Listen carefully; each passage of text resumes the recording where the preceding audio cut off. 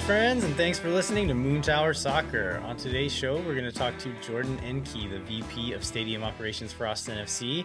He's going to be the person in charge of kind of the fan experience and making sure that the building is running smoothly. So we'll get to talk to him a little bit about what that experience is going to be like when the stadium opens here in a couple of months.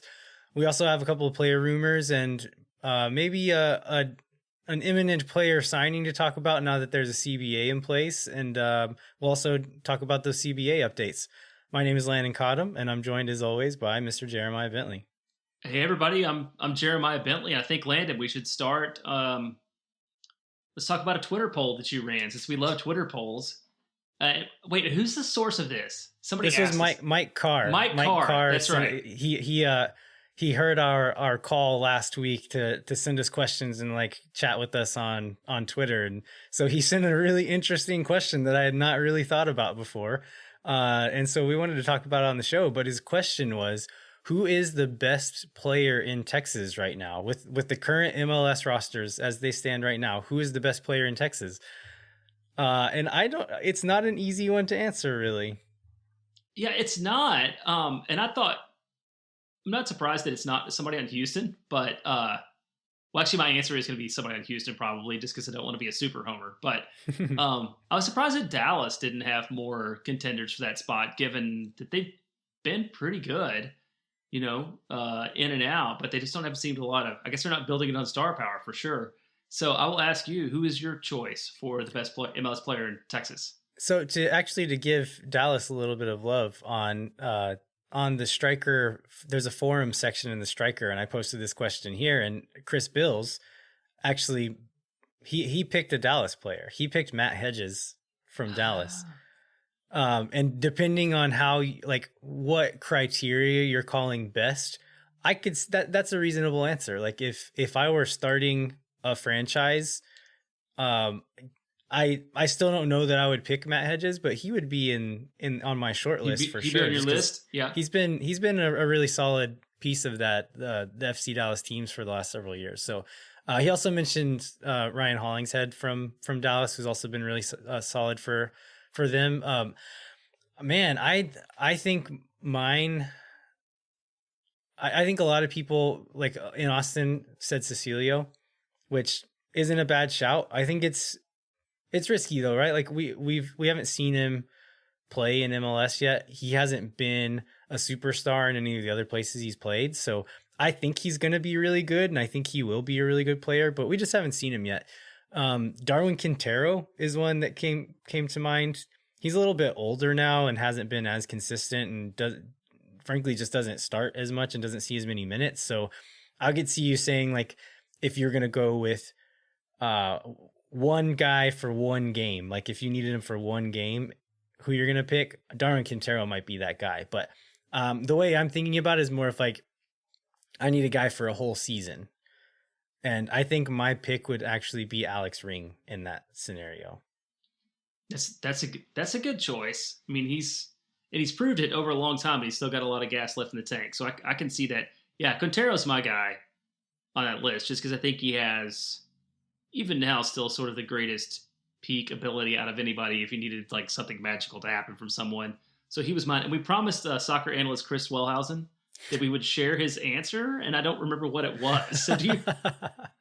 I think he picked Cecilio. Okay. Well, it's kind of lame. But I mean, it's easy, but that's fine.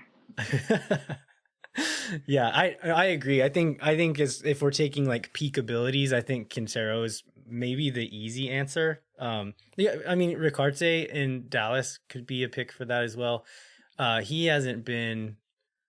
I don't know that he was like consistently amazing, but he showed kind of flashes of what he can do. He's a really talented player, but yeah, I think Ring from just like a consistency standpoint would be my pick. All right, let's jump into some of the biggest MLS news this week, which is the collective bargaining agreement has been agreed upon. We're recording this on a Monday night, and so this came out earlier today on Monday. So we'll give you kind of the brief rundown of what the CBA looks like. We're not going to get into the weeds on this. We're going to send you to now friend of the show, Sam Stayskull, and his writing partner, Paul Tenorio, to get all of the nitty gritty and get in the weeds on there, because that's what they're experts in. So you can find their articles on The Athletic. Also have a podcast called Allocation Disorder, where they get into it and kind of talk about all of the details kind of at a more granular level. We're going to give you the overview here though. So the short of it is the CBA is extended by 2 years. What that essentially, it's going to be locked in place for 2 extra years on the front end, and then all of the increases that were set in are still happening to greater or lesser degrees throughout the rest of the life of the CBA. So it's going to go through 2027 now. Bonus structures from the previous collective bargaining agreement will maintain as they were. There's going to be fewer restrictions on free agency in 2026 and 2027. So instead of right now it's 24 years old and 5 years of service, they're going to lower it down to 24 years old and 4 years of service to be eligible for free agency. They're also going to increase the amount of money that a free agent can essentially increase the raise that they're eligible for in free agency. And then there's also going to be some other kind of increases in salary budget throughout the way. Again, those are the details we're going to send you to Paul and Sam for. We're not going to get into it too much. So I think one of the biggest pieces of news that it happened today is just that it means that the season is going to start in April as it's been scheduled. So I think that's probably like some of the most exciting news out of it, right? Yeah, always. I mean, CBA negotiations are not super fun, but the fact that we were past that and moving on is good. I think overall, how would you rate this? And we've talked about, we're both fans of the player side of things, but compared to where we started and where we got to with this deal today, like, do you think this is a good deal for players, a bad deal for players? Do you think, do you think it rolled over? If we're picking a side that won, owners definitely won. The players had very little leverage in it. And I listened to kind of an emergency episode of Allocation Disorder that they put out, and the way that Sam put it was that the players were essentially playing defense. Like normally in this kind of negotiation, you would be like fighting to get more out of it, and the players just had very little leverage. And so phrasing it as playing defense, I think, is pretty apt. Yeah, so they did end up getting some more things out of it that weren't in place for the previous iteration of the CBA, but the extending it for 2 years past the World Cup and past the next TV deal, that's a big win for the owners. They're gonna keep a lot more of their money that way.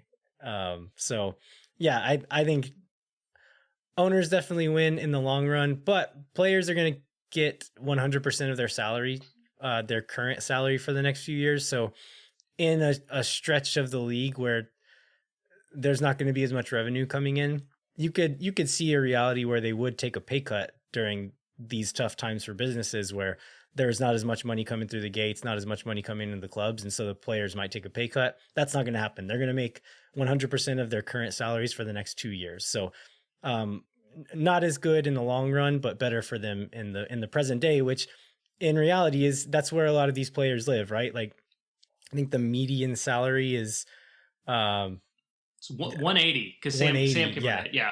So that's not nothing, but there's a lot of guys making less than that who are like living in apartments and trying to feed families and all that kind of stuff. So like there's a lot of too many of the players living kind of below that luxurious line that they need that paycheck. They can't go more than a month or two without it. So that's another positive coming out as well, that nobody's going to have to do that. They're going to keep getting paid.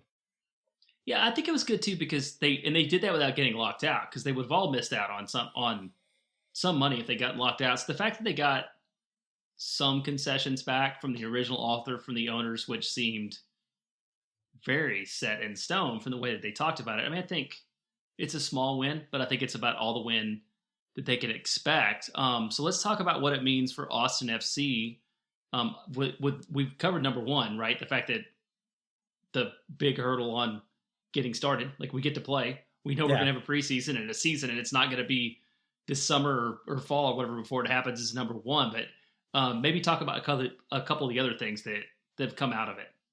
Yeah, I think there's a few of them. So we haven't seen any details about this come out, but there's been this long rumored U22 initiative where essentially you can have the rumor is 3 players under 22 years old that make above X amount of money that would essentially cost less towards your salary budget. And we think that Rodney Redis probably falls into this category, and maybe more players that we're going to sign would fall into this category. So looking at just kind of roster construction, having players who fall into these special roster slots really increase your flexibility when building out the rest of the roster. So that's one positive. Another positive, which we mentioned on our last episode, and we'll talk more about this now, but we think there's probably some signings in the works right now that Sam Stachel mentioned last week, that if you're a player and you have an agent that's worth his salt, he's probably delaying this signing until after this agreement signed, right? Because he doesn't want to sign you to a club and who's immediately going to lock you out, and you're contractually obligated to play for the team, but they're not going to pay you. So I would imagine in lots of places, but especially in Austin, where we've seen some pretty serious rumors coming about, I think it's going to free us up to make those signings now that we need to make, instead of pushing it back until after that agreement's made. Yeah, I agree that we've seen a little bit of that already, right? Like with other teams that even over the weekend, as it seemed like it was going to get done and stuff, we've seen signings happen. So it's definitely coming here soon. Yeah, for sure. And I think just in general, just there's not going to be any more interruptions. I think with Austin, with having maybe not all of the players are in town yet, but I think most of them are. They've started doing optional training sessions. I don't know how optional or mandatory those are, but they're technically optional right now. But the players are in town. They're at least doing conditioning work right now. So it seems like, I know Austin as an organization is excited to get started, but I think the players seem excited as well, just based on social media interactions and just kind of the way that players have been talking about starting this new opportunity. I can imagine that they're all excited to move to this amazing city and to get started with this new operation. So I bet they didn't want to have the season pushed back anymore or whatever. So I think just like a little bit more structure and just like knowing when things are going to happen now. And that's going to be really important for kind of the weird scenario that is an expansion team during COVID times anyway. So yeah, I think it's a positive thing for Austin FC, but we'll see what comes of it in the next few weeks. We did see that Paul Tenorio mentioned this on Twitter, that he wouldn't be surprised if there was still some like movement as far as start dates for preseason camps as well as the season start, just because of kind of the timeline of when these like all the T's get crossed and the I's get dotted. And then Jeremiah, you mentioned off mic that whenever that happens, like in Austin, all the players are here because they're moving to a new city or whatever, but in other cities, that's not necessarily the case. So it might take some time for these other teams to kind of get everything ready to get a season started when they weren't necessarily planning on doing it yet. Yeah, we're looking at, when the show comes out, we'll be 13 days out from when practice would have started, and thinking about what people have to plan for and bring people in and travel schedules and all that. I can see how it would be a little bit delayed, but it's good that we're moving forward overall. Yeah. So we were talking about potential signings. There was actually a real signing over the last week. So Austin FC signed Aaron Schoenfeld. He was played for Minnesota last year, but was a free agent. So they picked him up as a free agent. Do you have any? I didn't ask you to do this, but do you have a bio prepared for him? Yeah, I could go over it kind of quickly. I mean, it's, it is what it is. I'm going to give credit to the PR office of Austin FC, because they always find an exciting title for everybody they sign, no matter what. And this one is free agent and two-time Israeli Premier League champion, Aaron Schoenfeld. That's right. And he has a nickname that I don't think we can go into in this show, but people should look up. Also, was it Big Broccoli? What was it? No, Big Celery. Big Celery. There you go. Yeah. Okay. Yeah. Okay. So Aaron spent 2020 season with Minnesota United, 15 appearances, 4 starts, and 1 goal. Before that, he spent 5 seasons in the Israeli Premier League, which is 2016 to 2019, which is when they won the 3 trophies that they mentioned. That was mentioned in the headline. Unsurprising time before that is that he spent 4 years with the Columbus Crew, 2012 to 2015. 6 goals, 3 assists, and 56 matches there. So again, probably somebody at the front office had a lot of experience with. Depth player. He's our second, I think, true forward. I mean, he's 6'4". He's definitely a target striker, along with Houston, which makes him unique. And originally he was drafted. This is a thing I also have problems with on terminology, because it says he was drafted by Club de Foot Montreal in 2012, which didn't exist. So he was drafted for the Montreal Impact in 2012. The artist formerly known as the Montreal Impact. Yeah, exactly. But yeah, what else do you know about him, Landon? Anything beyond that? That he has beautiful, piercing blue eyes. Missed that. And that look it up. He's a good looking guy. We've got some good looking boys on our soccer team, Jeremiah. We can that's going to be the next Twitter poll, is which boy's the most handsome. My wife is a big Beasler fan. When it comes down to yeah? That.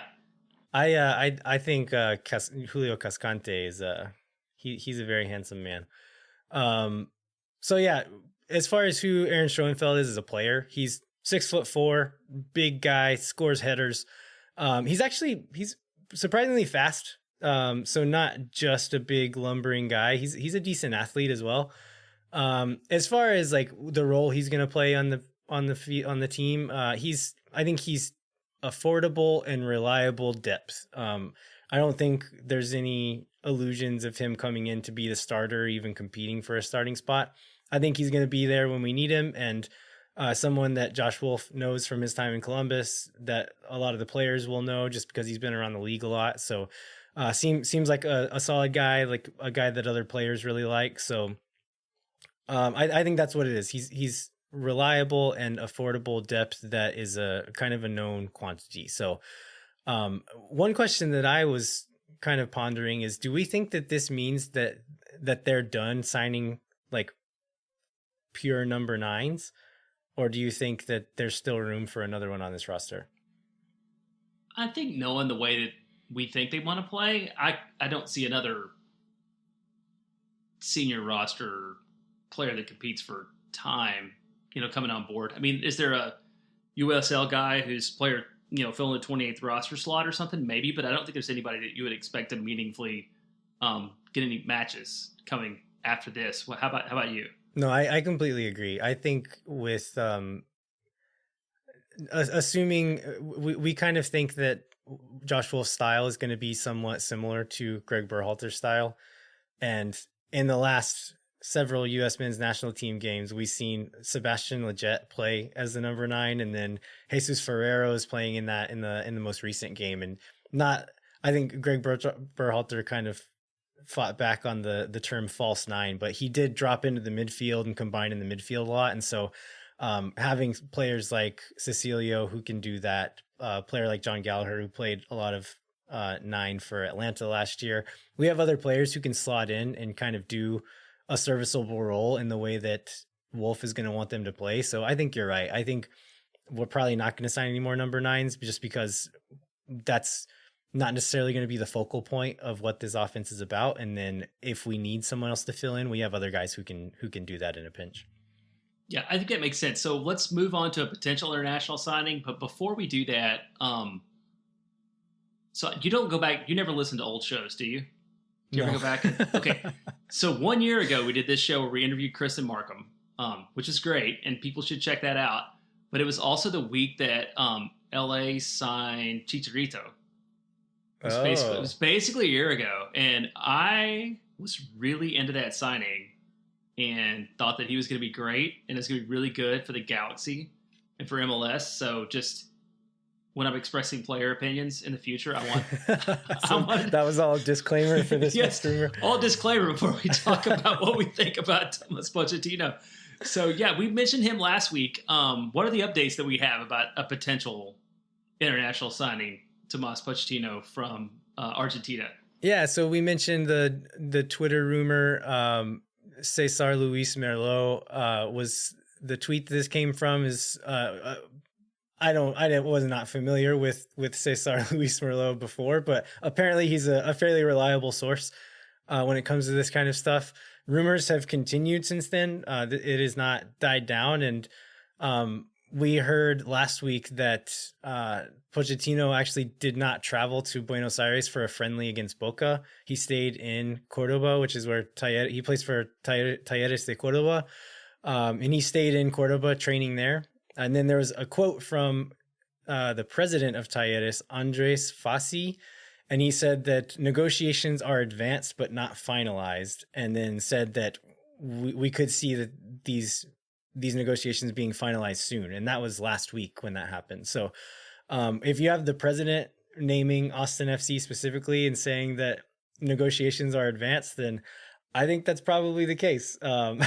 So yeah, again, we mentioned before with the CBA, I think that's, if this is happening, then it was probably not going to happen until after the CBA was signed. And so right before we started recording, I checked Twitter to see if Anthony Precourt had tweeted green smoke gif, and nothing yet, but I wouldn't be surprised if it happens soon.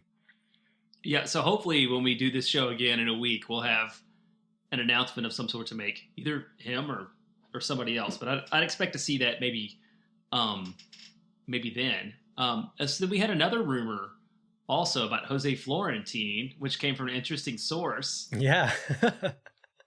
Yeah, so the Bright Verde podcast, which is Marcelo Parodi, I think is how you say his name.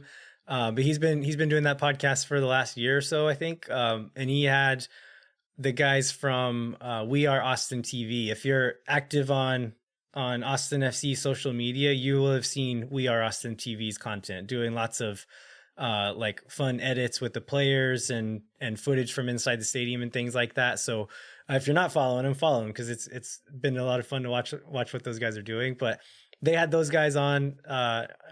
Bright Verde podcast had the We Are Austin TV guys on the podcast, and Hernan, who I think is kind of the main guy that runs that account, said that he had been messaging on Instagram with Jose Florentine after a Guarani game that he watched and told him good game.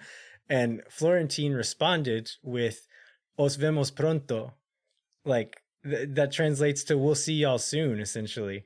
And so Hernan mentioned that on the podcast, and I was like, whoa, interesting.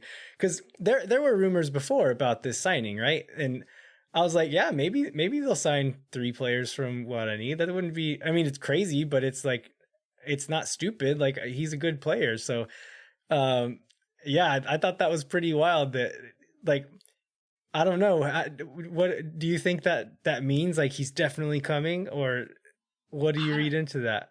It's so hard to tell after how much we saw Miguel Layun enjoy like Austin FC fandom. I feel a little bit skeptical of every player, but I mean, I wouldn't be surprised by it. He has the same agent as everybody else. He sort of has the same story with Romagna, where you can see that they went down and observed him and decided maybe he was worth adding to the roster. I don't know that much about where he plays or where he fits or whether that's a good idea. I know we have plenty of international slots available after the draft, so there's not a ton of downside to that depending upon the cost. But I mean, what do you think about it?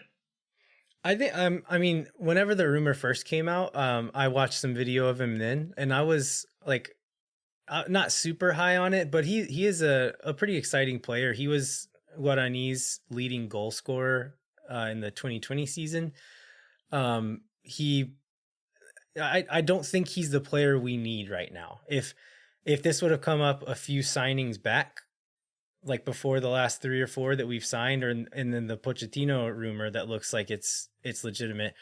If we sign Pochettino, especially, I don't think he's the player we need right now. He plays centrally, so he'll play like kind of in like a double pivot sometimes, and a lot of times Guarani will play like a 4-1-4-1, and he'll be 2 of the central midfielders in that line of 4, but pretty attack minded. He's a very direct player, really dangerous on counterattacks, scores some headers. But as far as just like fitting into an Austin FC system, I don't entirely see it. But yeah, who knows? We might be surprised. Yeah, that's a good point. I hadn't thought about how he fit with Pochettino because I just looked at transfer market, which is not an absolute authority. We would be like, I think he's like the fifth or sixth most valuable player we would have on our roster at this point, just based upon where we have him listed. But that doesn't really count on, how he fits in with everybody else. Yeah, for sure. How about Cincinnati? We talked a little bit earlier about clubs that have opened their checkbooks after the CBA was signed, and maybe even at least one of them did that before. So FC Cincinnati finally showed a little bit of ambition here with a signing and with a rumored signing also. So let's get into that a little bit. Yeah, so this Brenner kid, I honestly haven't read a ton about him as a player, but just reading through the rumors, he was connected to some pretty big clubs for some pretty big money. So to see FC Cincinnati come in and be willing to spend that kind of money, but the rumor right now is $13 million, that's big for any MLS club. Like that's more. Have you looked into where that would sit on? It's one of the 10. I think it's like one of the 10 biggest signings ever. Yeah, that sounds right to me. Yeah, and the other thing I read is that it would be a record fee. Of course, there's always qualifiers, but it's a record fee from a player moving from South America to North America. This would be the biggest signing with that transition, because I think the other biggest players have all come from Europe. Yeah, so I think it's fun to see a team like FC Cincinnati show some ambition like that. There's also rumors linking them to Pity Martinez, who came to Atlanta United a couple of years ago. Didn't do so hot there. Ended up moving to Saudi Arabia for decent money. But they've been Cincinnati's been linked to Pity Martinez. He ended up denying those rumors on Instagram, saying that he's happy where he is and he plans on staying. So that doesn't mean that Cincinnati wasn't trying to get him. It just means that PT's maybe not into it. But Chris Bills made an interesting point in an article on the Striker the other day, kind of how Austin FC might be involved in that trade. Do you want to go into some of those details? Yeah, so Austin FC, this is another one of these beautiful things about MLS where we call completely different things kind of by the same name. But right now, Austin FC sits at the top of the allocation order, which more or less applies to players coming back from abroad. There's other qualifications, like if they're national team players or they have to sign for over $500,000, I believe, abroad before they come back. But regardless, Austin FC is at the top of the list for anybody like Pity Martinez that would come back. So if Cincinnati was to make that deal, they would have to give Austin FC something in order to acquire that spot. They can't just make a deal and skip the start of the line because of the nature of MLS. So I think that's where it's really could be good for us for that to happen with Pity or anybody else, Yeah, any of the national team players that we mentioned in shows past, I think probably most of them wouldn't fit into the team anymore at this point. So that would probably be the best case scenario for Austin right now, is to sell that spot to someone else who will use it. So hopefully we can get some money out of it. Yeah, and if you look at the history of those deals, I mean, teams have made a lot of good money. Usually it's money, right? A trading away those spots, but it's been successful in the past. It's a way to pick up ways to acquire other players. So in that way, I hope the deal goes through. Yeah, for sure.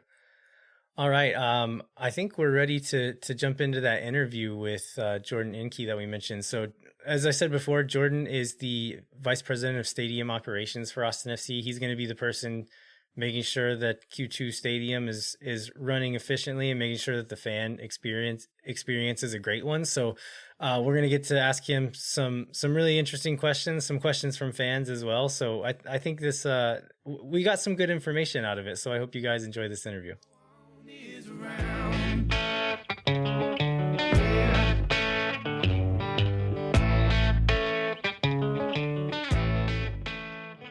All right, we are joined today by Jordan Enke, the VP of Stadium Operations for Austin FC. Jordan, thanks so much for joining us. Yeah, thanks for having me. Excited to do this. Yeah, so you were just telling us off mic or before recording that you've been in Austin for about 2 years now. So just wanted to start off the interview just telling us, what do you think of Austin? How have you liked it so far? It's incredible.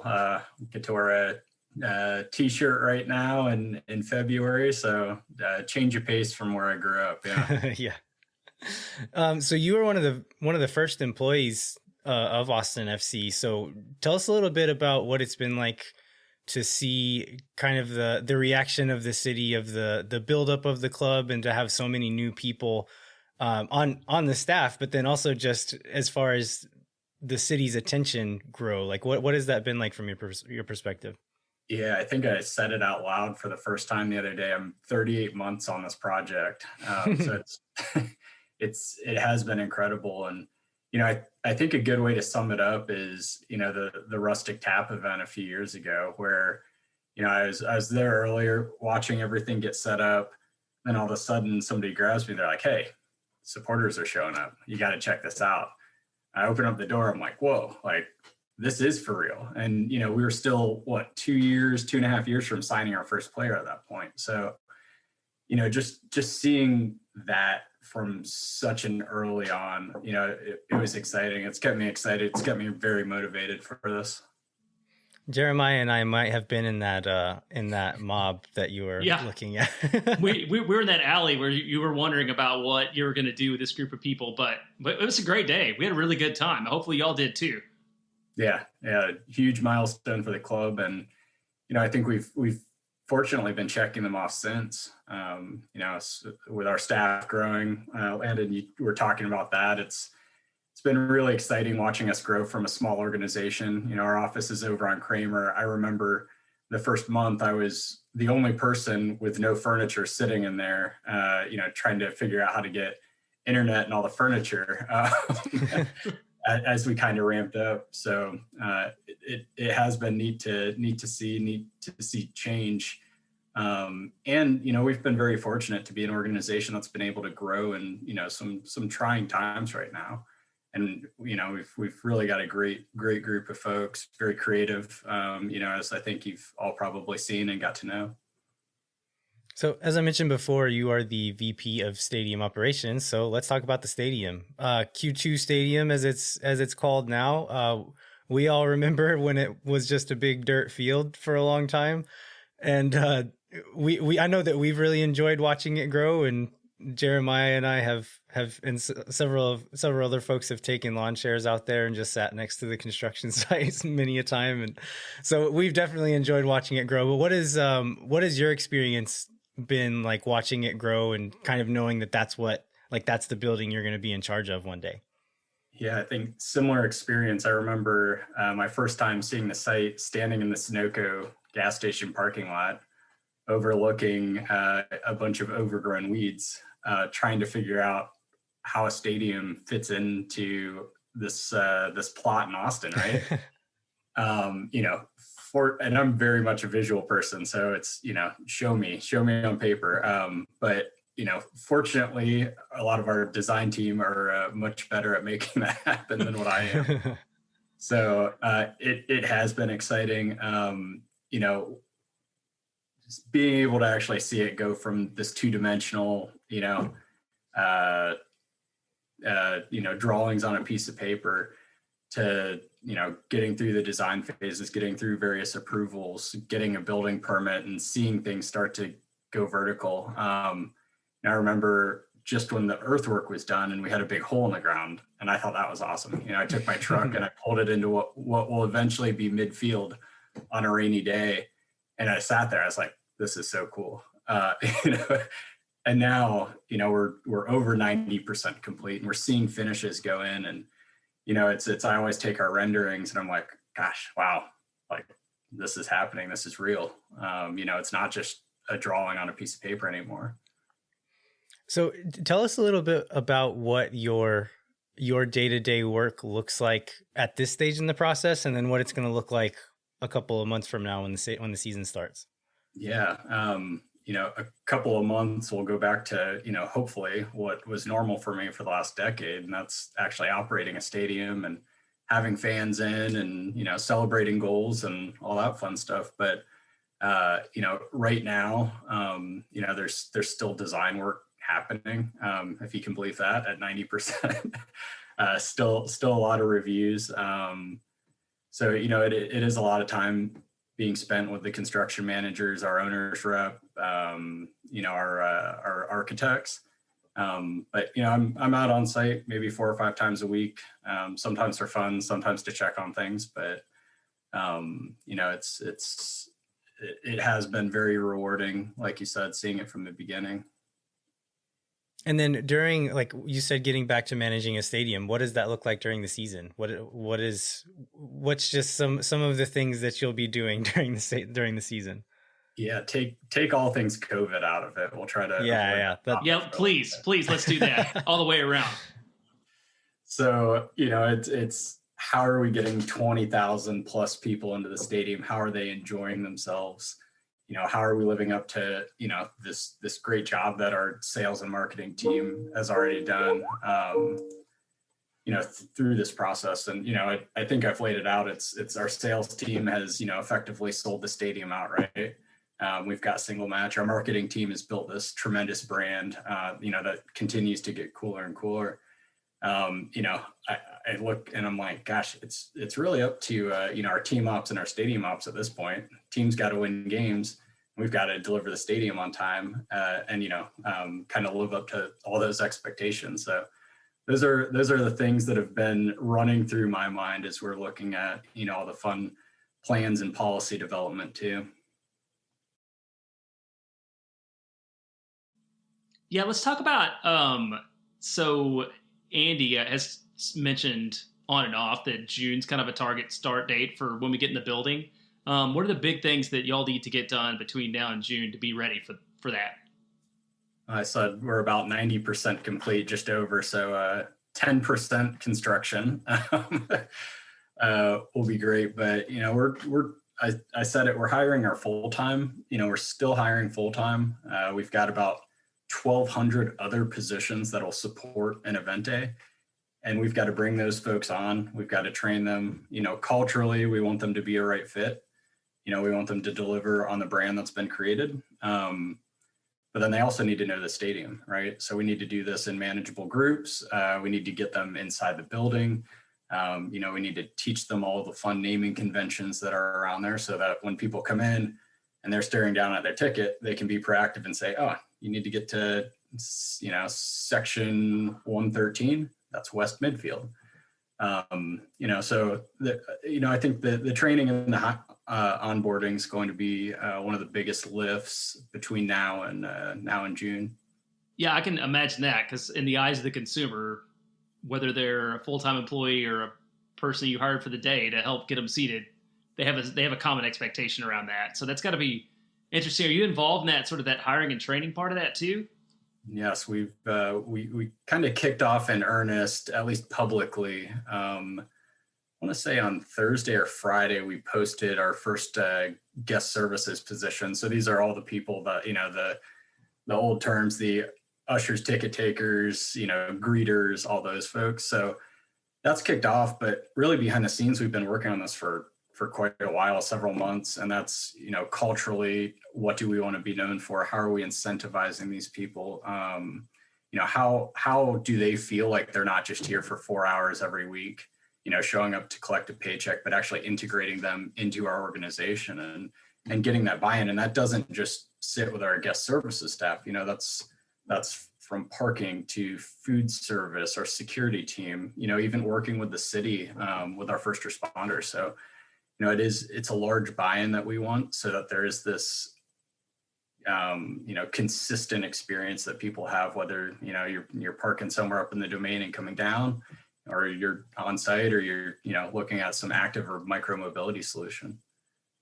You mentioned just kind of the consistent experience in the stadium. It's something I hadn't thought a ton about with Austin FC Stadium, but I was raised a Cubs fan, strangely, in the Texas Panhandle, but I've been up to Wrigley Field several times, and you get that experience. Just everyone's very friendly, and you can tell it's not just a bunch of temp workers. There's just a bunch of people who are there just to work for a couple of hours. Like, they work at Wrigley Field, and they're very proud to do that and very happy to do that. So it's a thing that a lot of people probably don't spend a lot of time thinking about, but it does make a lot of difference whenever you put that extra effort into things like that. Yeah, you're right. I mean, I think our fans are going to be, they're happy, they're excited, they're ready to be there, but we really want that to translate across to the staff too, right? I mean, I know that like I said, 1,200 plus staff that are going to be there to support the 20,000 plus fans. When we're able to open the stadium at capacity, I think everyone's going to have that same maybe sigh of relief for a moment, but then just complete excitement. Do you have somebody you look to? Is there a role model kind of in what you do? Like, oh, we want to be like the Cubs or LAFC or whoever. Like, is there a gold standard or a playbook you look to for that? Jeremiah, this feels like a little bit of a trap question. So of course there are clubs that we want to emulate in the league, and I don't think there's any surprises when we say we want to be like the LAFCs or the Portlands or the Sporting Kansas Cities. These teams that have fantastic stadiums, incredible stadium experience, and then just avid supporters that really drive the atmosphere in the stadium. Yeah, well, so we feel that too. Like we have that same on the supporter side of it. Also, we have those role models also. So we talked a little bit about the building and your need to visualize. Like, is there's one thing that surprised you when the building went from drawing to reality that just like you're like that just blew me away, or this isn't what I expected it to be, or whatever? I mean, hopefully for the good, but in any way. Yeah.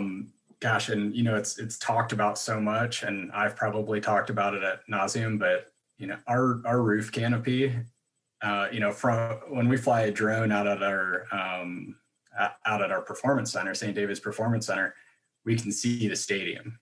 If you're on certain parts of 35, 183 Mopac, you see the stadium. Like it is this beacon. And it's a 200,000 square foot roof. It covers 100%. It overextends 100% of all of our fixed seating. It's impressive. As that thing was going up, I'm like, gosh, all right, are we done yet? But then when you're standing on the 400 level and you're quite literally in the canopy, up where all of our press and broadcast are, I mean it's very impressive. You walk in on the north side and you look up, and that literally extends from the gate all the way out 16 feet past the leading edge of the seats. It's a pretty remarkable structure. That's cool. And that became, y'all added on to that during the process, right? It's bigger now than it was originally planned to be? So I'll say this. I think from a square footage perspective, it's always maintained the same square footage, but some of the design evolution that happened was, if you look back at early renderings, there's these huge I-beams on the north and south, and it looked a little much, right? So the design team with Gensler and Walter P. Moore, one of our structural engineers, they came up with this sleek, this cable system on there that looks a lot cleaner. So, not only did it lighten the roof up, but it also, I think made it look a lot better. So, there was some design evolution, and obviously design evolution, sometimes there's costs and cost exposure. And, I think a testament to our ownership group, if we ever got over budget through one of the design phases, it was always, well, here's a pathway back. And if we ever started talking about fan experience, if we ever started talking about the roof, it was like, all right, no, not going to do that. Like, let's continue. So, I do like to point that out, because that's an easy chopping block. It's a very expensive roof. You see other stadiums that may have started like that at one point, and they start scaling back. So, very, very, I think everyone's very proud of that. And it's certainly a very iconic piece of our stadium. So a lot of the people listening to this show are going to have tickets in the supporter section. So can you tell us a little bit about the supporter section and what's going to make that part of the stadium really special? Yeah. So 3,500 people, as you guys know. It's all safe standing. So we will have locked in seats. Probably smart for me to say that. So when people do start getting in there, they're not trying to rip them off. They're locked on purpose. That was designed so that section, those sections are standing, chanting, driving the atmosphere and energy the entire match. Having the roof 100% covered over that section is going to help keep the sound in.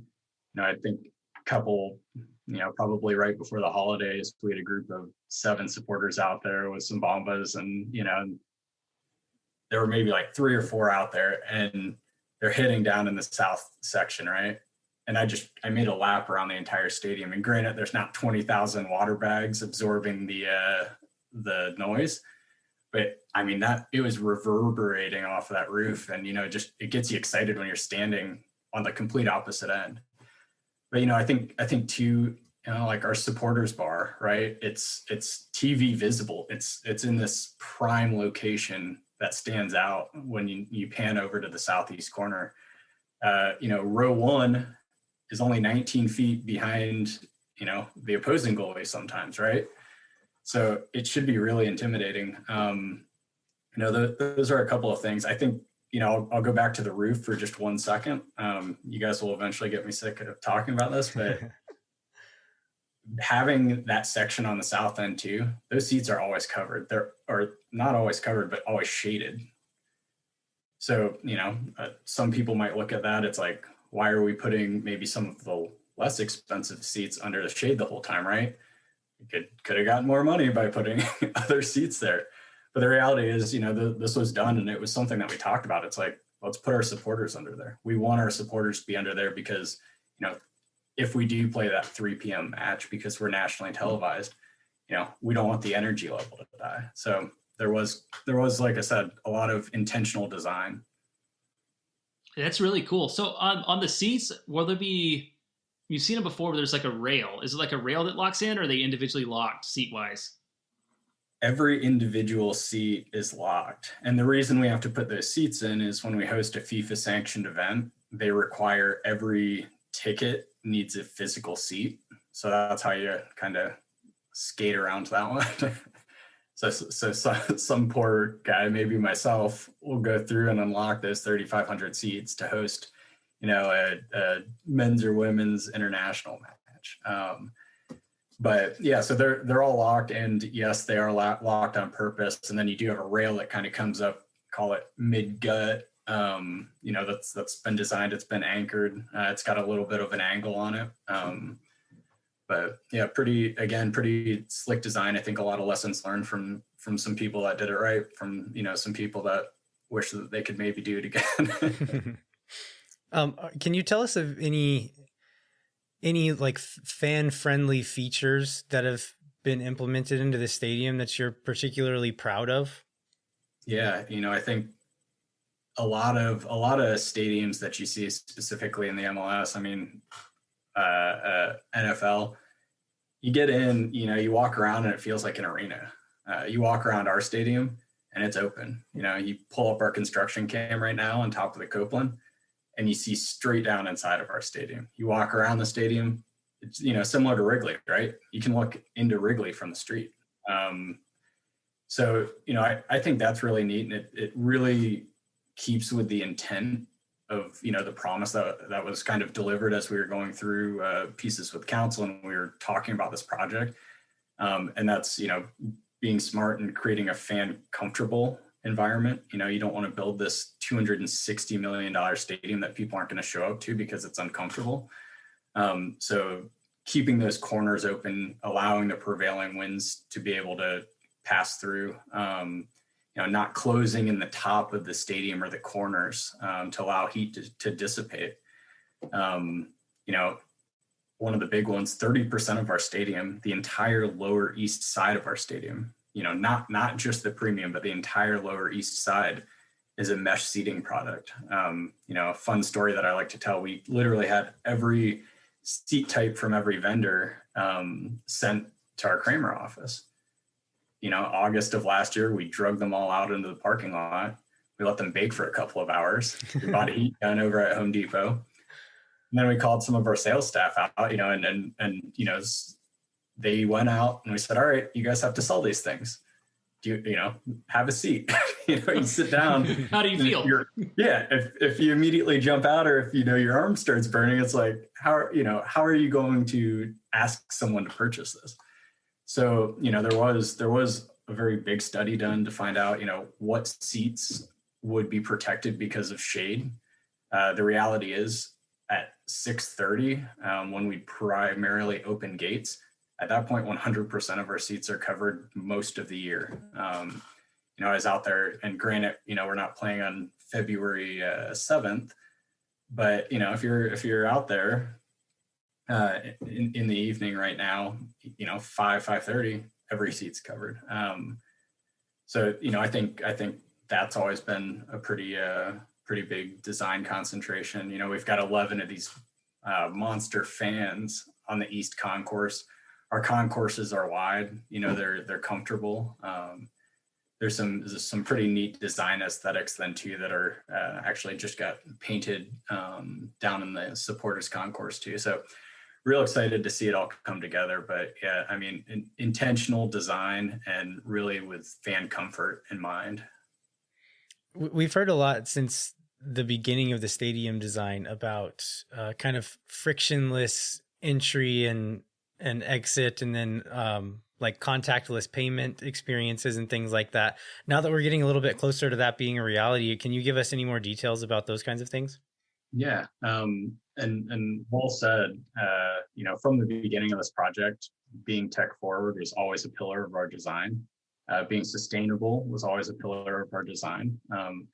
So COVID may have may have jolted some of that in some of these industries where they've had to pivot, but having mobile tickets, in ease of ability to transfer if you're a season ticket member and you want to send some tickets to your buddies, that was always a consideration. So I think we've stuck true to that. From the mobile payments perspective too. That doesn't mean we won't have options. To the reverse ATM philosophy type thing. We will have options. For banked and underbanked demographics and folks that are coming to the stadium. I think another part of the stadium is we want to be inclusive. But yeah, it was nice that we really didn't have to change too much of our design. Whether it's the mobile tickets, the walkthrough metal detectors, our point of sale, mobile ordering capabilities. So, so much of it is soccer. It's great in the fact that, you quite literally set your watch to it. You've got 45 minutes where you're watching the match. You've got 15 minutes to go get your next 2 beers. Then you've got 45 minutes to finish watching the match.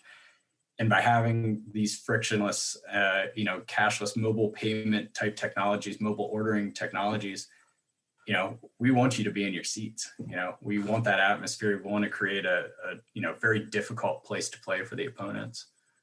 We kind of thought that having this tech forward philosophy as a part of our design and a pillar of our design was going to help that. Yeah, and I guess, and also to that point, I mean, not having did you ever look at the San Jose, giant bar where people hang out and drink beer, don't watch the game? Was that ever a part of your consideration? Yeah. We went through, a lot of bar iterations and talks, and I really like where we landed with the beer hall. We've got a capacity of 339 up there. Probably a bad place to try to keep a secret, but we'll open it pre-gates. So that'll be open. It'll encourage people to get here early. But you also notice it doesn't have a view of the pitch. So we've provided a conditioned space for fans. But again, go grab your beers and get back out there and cheer on, Austin FC. So, it's there's some things that maybe turn more gimmicky than they do, reality. I think San Jose's done a great thing. They've got that massive scoreboard on top of the bar too. But I really think what's been delivered from a design perspective has stayed very true to Austin as well in our stadium. Yeah, I want to talk transit a little bit now. I guess a couple of things specifically, because I've heard different things about where rideshare drop off and pickup is going to be. So do we have a final answer on that one? What have you heard, Jeremiah? No, I'm kidding. Well, we drink beer over on Delta Drive. Usually we're watching the construction site. So I've heard that. But then I heard recently maybe it was on McCalla south of the stadium too. Sure. So I'll say as things stand today, and this has been a highly coordinated effort with Austin Transportation Department, Austin Police, Austin Fire, right of way, the corridor planning program, Cap Metro, TxDOT, right? Because Burnett's a TxDOT road. So, we do have weekly, monthly full coordination, then weekly conversations with subsects of these groups. And we've been doing this for, well over a year to get this plan right. So as things stand, the way that our traffic coordination plan currently reads is right off of Burnett, we're building Bright Verde Way.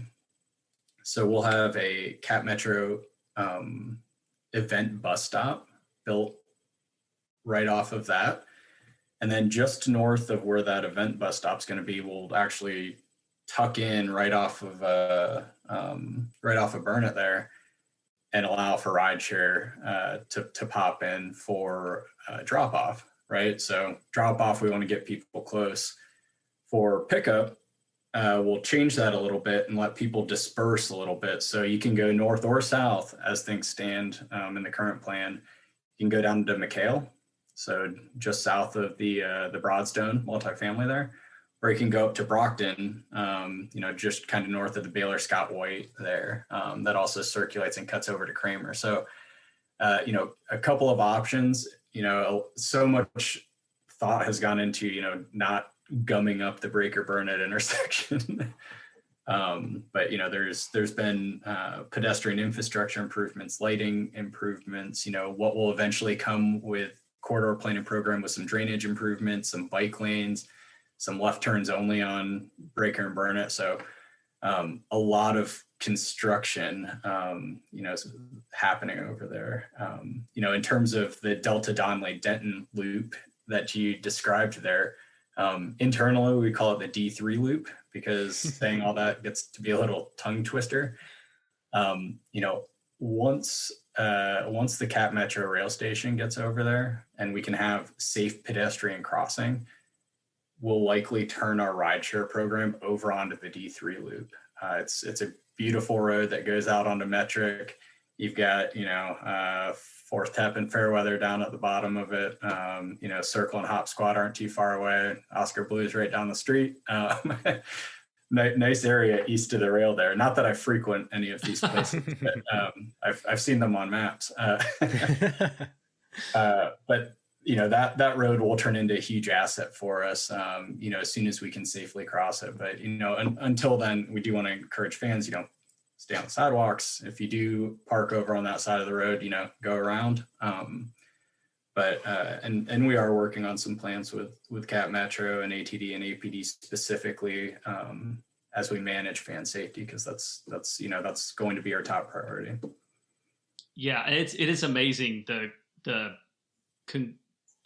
all the entities that come together. I ran a homeowners association that was like on the edge of the city, but part of it was in the county, but part of it was a state highway. And I had that experience too. And then the other transportation thing I wanted to ask about is we've got a lot of cyclists who are friends, supporters. So what's the plan for sort of bicycle parking or facilities? Yeah.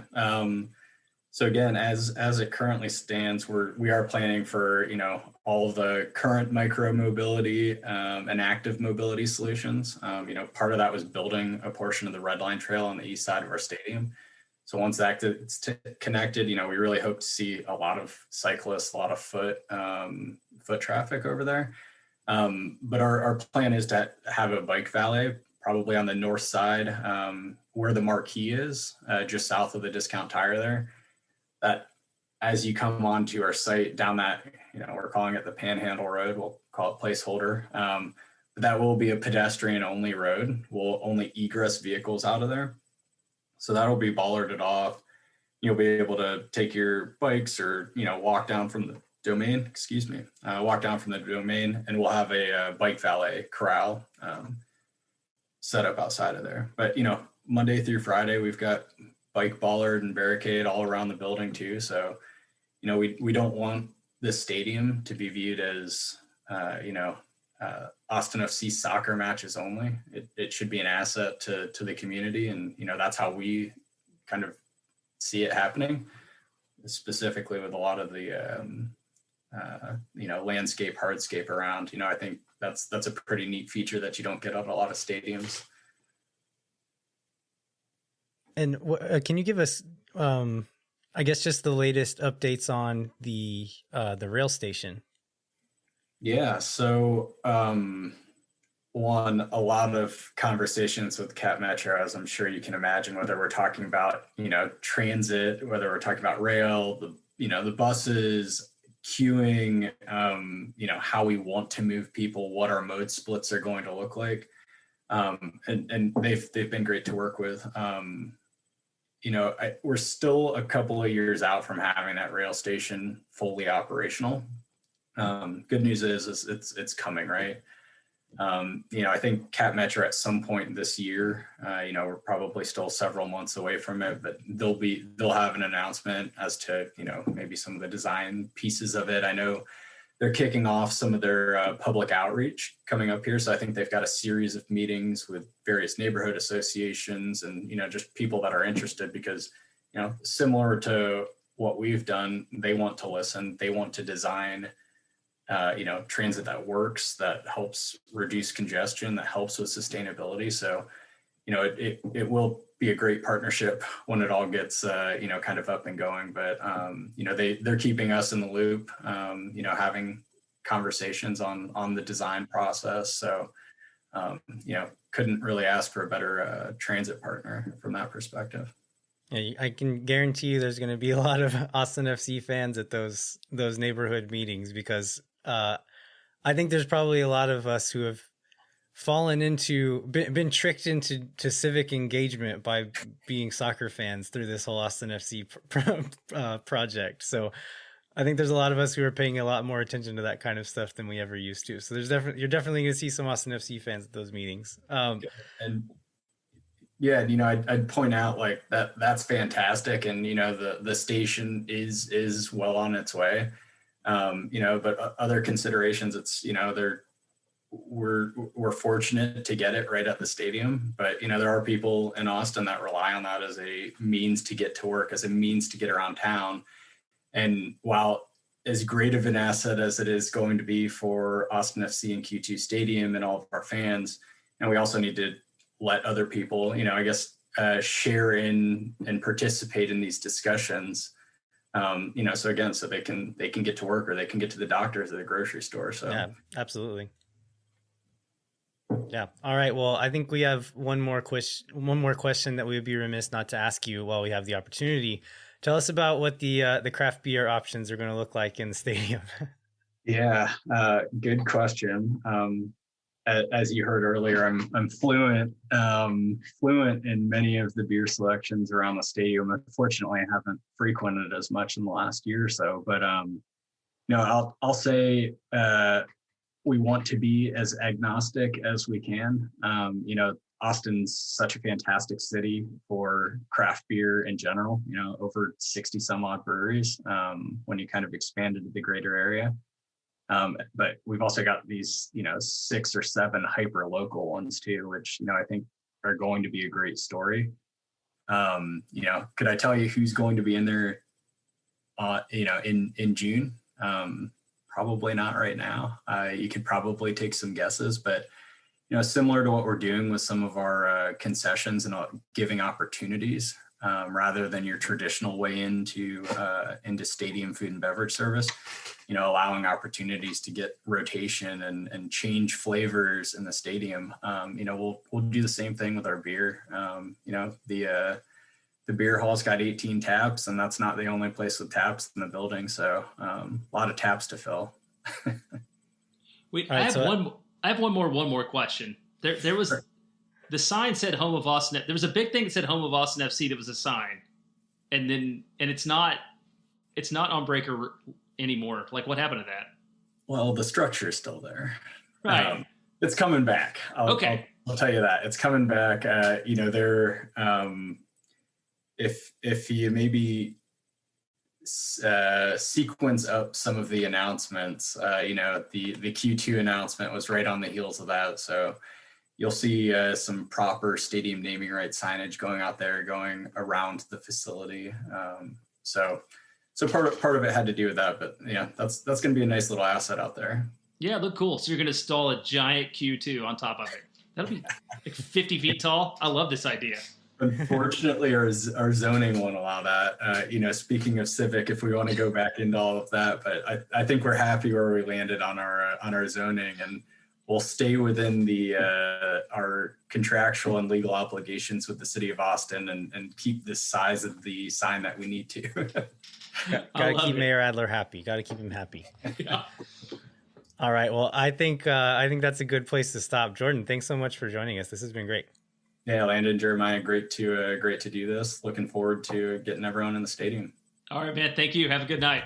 Yeah, have a nice evening, guys.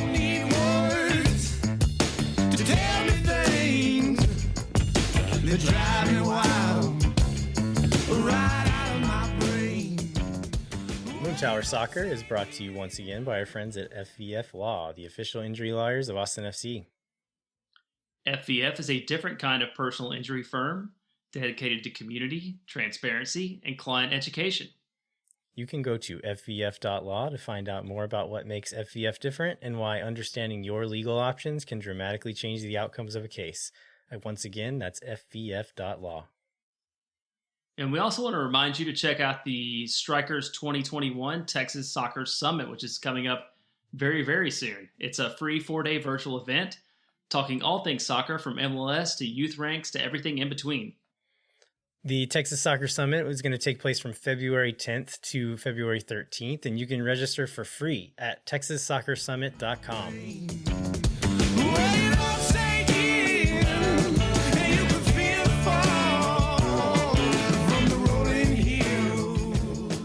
We want to thank Jordan one more time. I think we ended up getting some bits of information we didn't know about that, didn't we, Jeremiah? Yeah, it was good to hear a little bit about parking, about the bikes, and some transit things that I didn't know about before. Maybe other people did, but it was new to us. Yeah. So before we wrap up, Austin FC announced their local broadcast partners, the English language broadcast partners. Anyway, do you want us to give us a few details about that, Jeremiah? Yeah, I'll do that pretty quickly. So the deal's with Nexstar TV, which probably nobody knows the name of, but it's KXAN, which is our local NBC station, plus KBVO and CW Austin, which are 3 options they have there. They announced that the CW Austin will be the primary home of the club most of the time. And one of the things that we heard was that it was really important to the team to have all of the matches available over the air to everyone in the metro area, so that anybody that wanted to be able to watch it could, which I think is an important thing to be able to do when you're building excitement around a first-time club. And then it was also good to hear that they weren't specific, but there's some broadcast partnership in the San Antonio area too, which our friend Harry from San Antonio, soccer fan, Los Verdes fan, but not a huge fan of Austin FC, is probably really excited to see. Yeah. Going back to the kind of the accessibility option, for those of you who are on MLS Twitter, you will have seen someone complain about being like blacked out of their own team's games. This deal is going to make it to where that will never or almost never happen, probably. Like, if there's a game, you're going to be able to watch it. All you need is an antenna in most cases. So I think that's good news. We can get into more of those details later on as some more details emerge. But I think that part of it specifically is really good news, that everyone's going to be able to watch a game pretty much whenever it's on. All right. Before we wrap up, I wanted to remind everyone to rate, review, and subscribe wherever you get your podcasts. Let's also, we mentioned this last week, and Leaks Mike Carr took us up on it. But if you want to continue the soccer conversation, check us out on Twitter at jbentley_ATX or El Viajero87, or by our real names, because we're always looking to connect with people and talk more about the sport we love. We'd also like you to ask you to visit the Striker Texas website. And Chris Bills is putting out a ton of content, like at least an article a day, I feel like right now, at this point, about everything that's going on with Austin FC. Speaking of Chris Bills, we're actually going to have him on the show next week. We're going to talk about latest club news. We'll also get into talking a little bit about the Striker Texas, and then just kind of whatever other soccer talk comes up. Hopefully, we'll also have another player to talk about before that show happens. So we'll be back in 1 week. Until then, my name is Landon Cottom. I'm Jeremiah Bentley. We'll catch you next time.